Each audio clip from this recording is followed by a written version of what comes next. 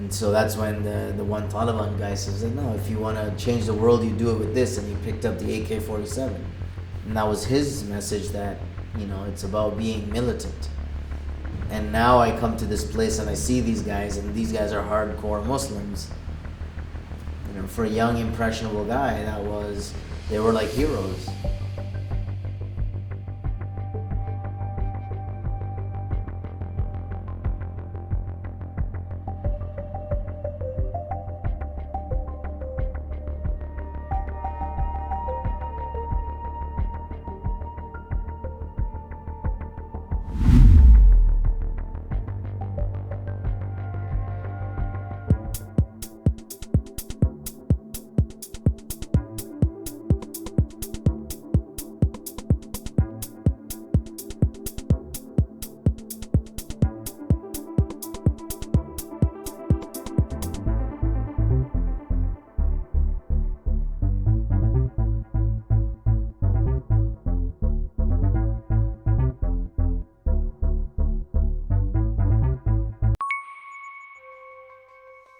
In 2001, 9/11 happens, and that's a complete shift in my worldview.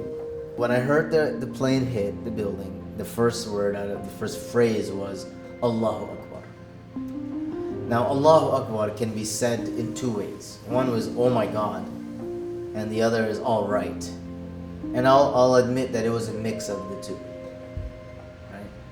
Like I said, the idea that the West, the U.S. is the enemy, they got what was coming to them, right, is the thing that was active in my mind at the moment. But it's like when you've demonized somebody and something bad happens to them, you see it as good.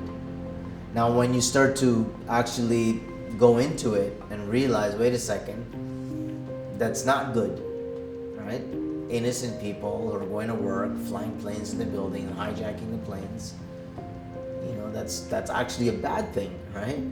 But when you're conditioned from these guys and these networks talking about fighting and the kuffar and this and that, the disbelievers, it's one thing to talk about it, and it's another thing to see it unfold before your eyes. And that's when I started to, really rethink. I said to myself, this is not jihad. This is very wrong. I realized to myself that day that, how did I come to an understanding? And how did I come to hang around with these people? This is what they produce, right? This was the end result, the logical conclusion of their ideology. So I realized that I don't know anything about my religion. I don't know Arabic. I need to go and study.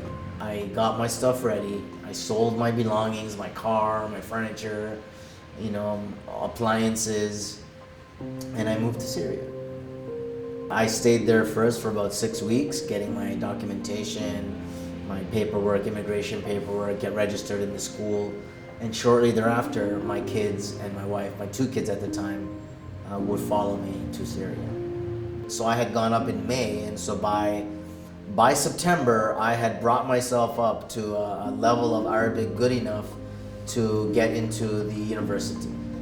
In one of the classes, that was the Quran tafsir class, the exegesis, it was really just introducing ourselves to the class. And basically, my oldest son is named Mujahid, right? One who does jihad.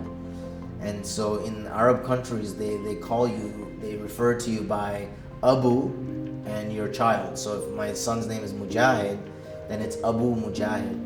And that's a really jihadi name. So when it came up, they said, he said, Abu Mujahid. And so I stood up and I said, Ana Abu Mujahid.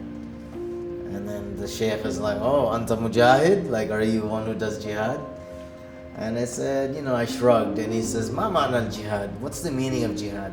And I said, fight, with the sword. And he said, La, hada qital. This means qital in Arabic. Ma ma'na al-jihad? What's the meaning of jihad? So that's what prompted, the interest, right? And that's what got him to start asking me, probing me.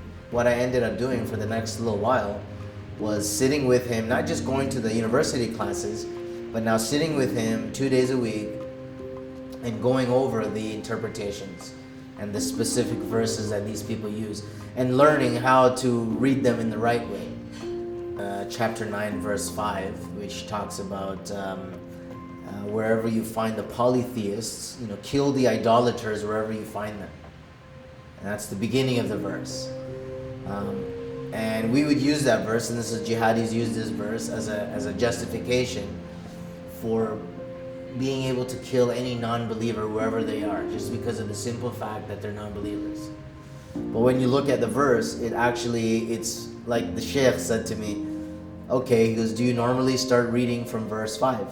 Like, shouldn't you start with verse 1? And then 2, and then 3, and then 4, and then 5? Because if you look at the verse right before, verse 4, it says, accepted from this are those who did not break the treaty and did not assist those who expelled you from your homes. So that's telling you that it's actually very qualified, right? It's a very specific case. It's not a general permission for you to just go out and start slaughtering everyone you want. And so that was, just one example of the verses.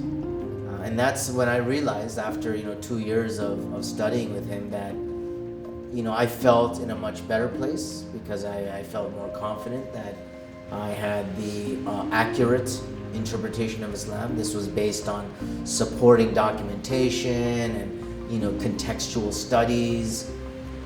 And that was it, man. That was 2 years, and I had enough of Syria, and I decided I'm going to go back home. And in 2004, I would return back home to Canada. The first Canadian had been arrested on terrorism charges. Picked up the phone and called them and said, hey, I'm reading the paper. This guy is in the front page. I know this guy. It must be a mistake. I grew up with the kid. So.